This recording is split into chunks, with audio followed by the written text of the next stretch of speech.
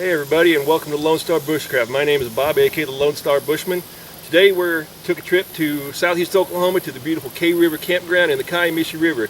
Now if you'll pan around, the camera's going to pan around, they're going to show a little bit of this area. The river is low right now, so we really can't do a lot of canoeing. We could probably go up river for about a mile and look around if we wanted to, but we're not going to do that. We're going to show a little bit of survival skills here on this video.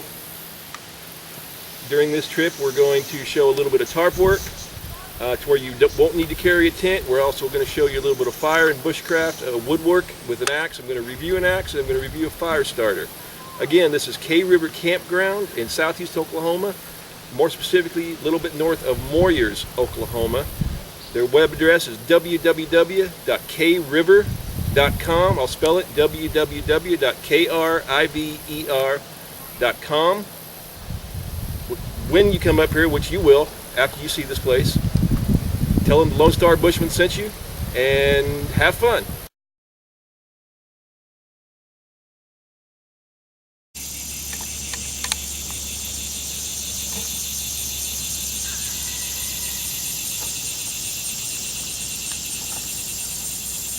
Okay guys, good morning. We're back here at K River Campground. It's a lovely morning on the Kiamichi River here in Moyers, Oklahoma. I wanted to start these videos out just for let's go over the basic rules first. A lot of us who are into bushcraft and wilderness survival know that there's a group of rules called the rules of three. Starts out, you can live about 3 seconds without thinking, about 3 hours without shelter, about 3 days without water, and about 3 weeks without food. Okay, so obviously water is not your most important facet of survival, immediate facet of survival. Now, I believe we panned around, you look, we've got plenty of water, so water is not our problem. Shelter right now is our problem. Now what I'm going to do is I'm going to show you how to set up a tarp that will rival almost any tent that you can buy, and you're going to spend a lot less on it. Like I told you in my very first video, I'm going to try to do this on the cheap. I want you to be able to buy this stuff at Walmart, Academy, your small hometown, not have to go to an REI. If you live by an REI, by all means use it. But there are less expensive and just as good a quality in Walmart, Academy, and the smaller retailers. Here in a little while, we're going to set up a tarp. We're going to review a new axe I got. I think you're going to like this. And then we're going to go into some fire making. We're going to review another item that I bought at Walmart, at your local Walmart, and we'll go from there.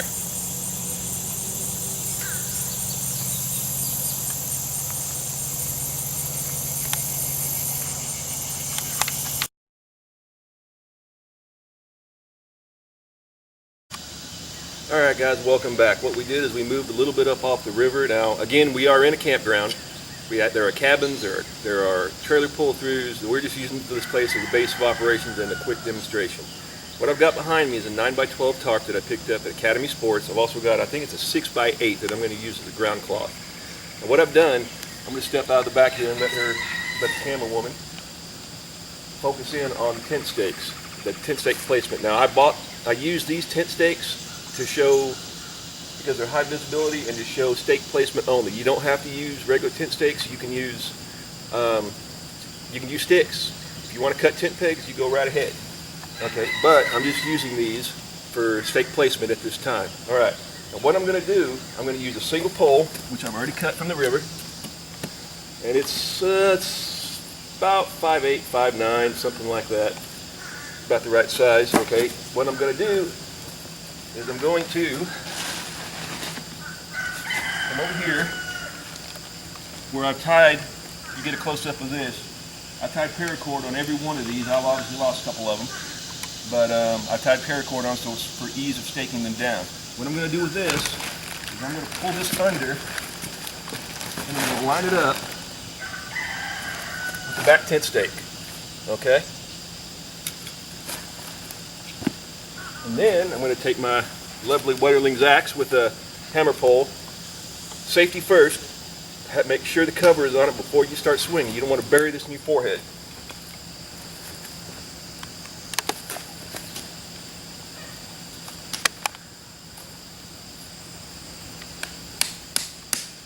pound this into the ground. Now, you advise this ground is hard. It'll take a little bit. There's one. Now we're going to go to the other side.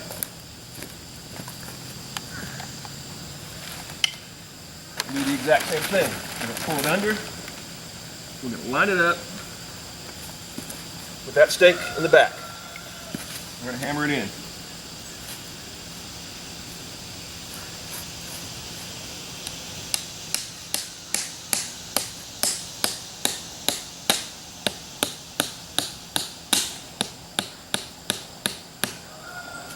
Okay, now that we've got that in, move our axe out of the way.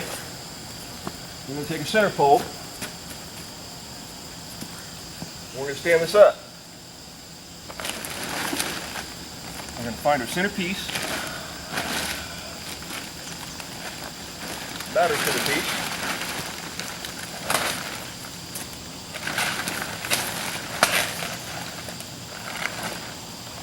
So my pole's a little short on this one.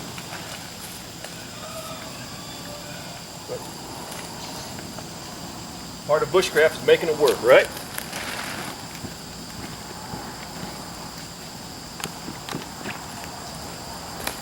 What we'll do is we'll put a block of wood under it.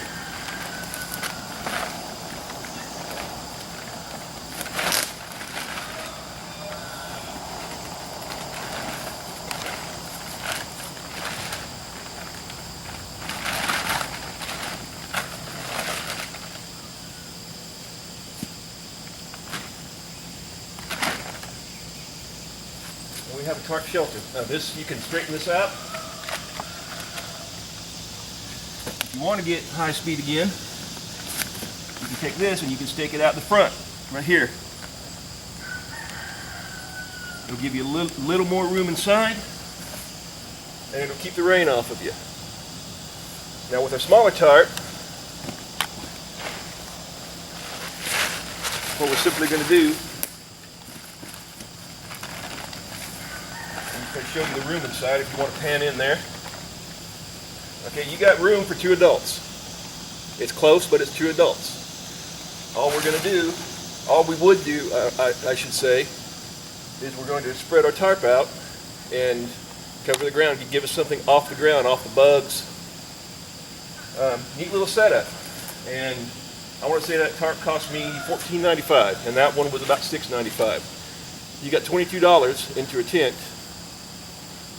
or into a shelter that is, again, just as good as any tent in 3 seasons. I probably wouldn't do this in a 6-foot snowbank, but spring, summer, and fall, it works great.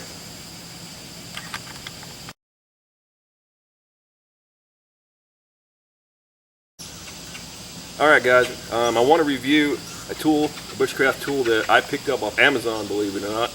This is a axe made by Weatherlings. It is a Les Stroud Bushman's axe, or a bushcraft axe if you want to call that. It's got a 23.5 inch handle, Swedish steel blade. Folks, this axe is razor sharp.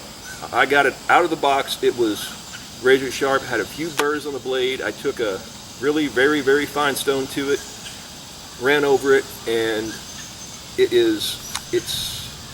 I don't know how else to describe it. It is a razor blade. So again, back to safety first. In order to test this thing, what I'm going to do, I've got a piece of red oak, very dry red oak in front of me. Okay, I'm going to attempt to split this with this axe. So let's see what happens. Okay, side.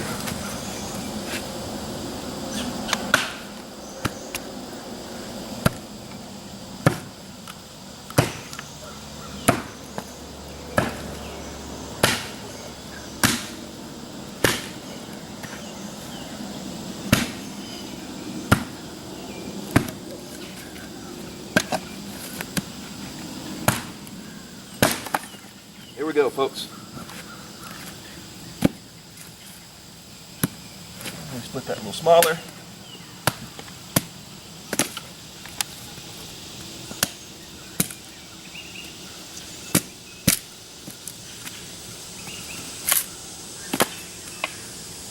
See what else it'll do here.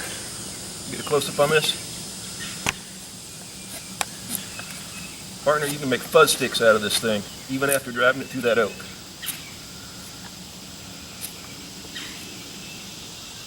See how fine we can go here.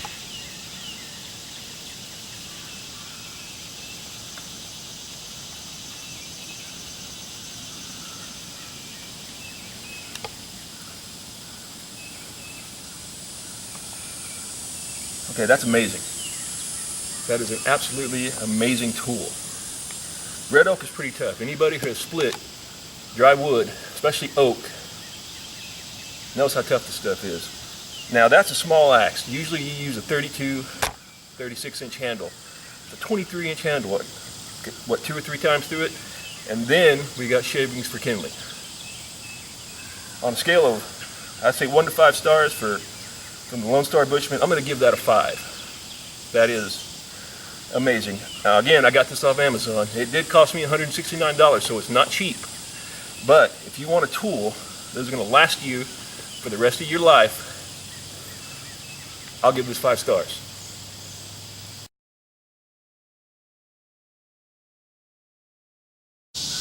Alright guys, welcome back. What I'm going to do is I'm going to review a little ferro rod that I picked up again at Walmart.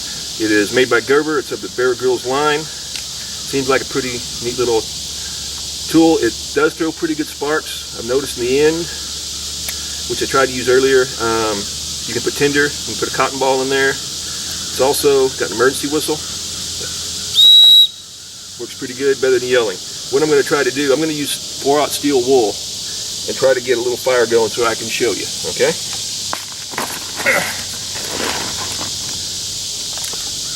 Yes, I'm using a pretty good hunk. It's humid out here, and everything's a little bit damp. So here we go. Here we go.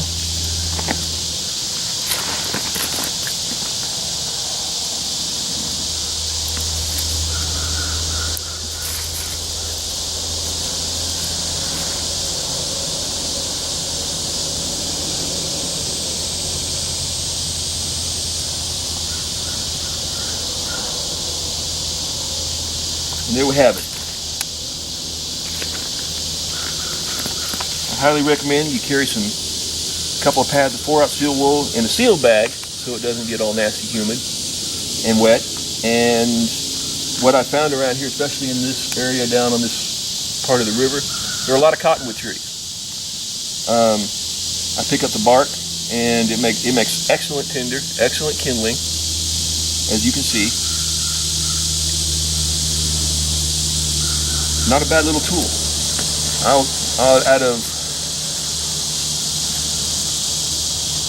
For the Lone Star Bushman 1 to 5 stars, I'm going to give that a 4. It's good. It's good. I think the coating they put on it was a little thick to start with. Before you ever go out in the woods with one of these things, get out and scrape this coating off until it starts sparking all the way around. So you're not having to fight it when you're in a situation that you need it.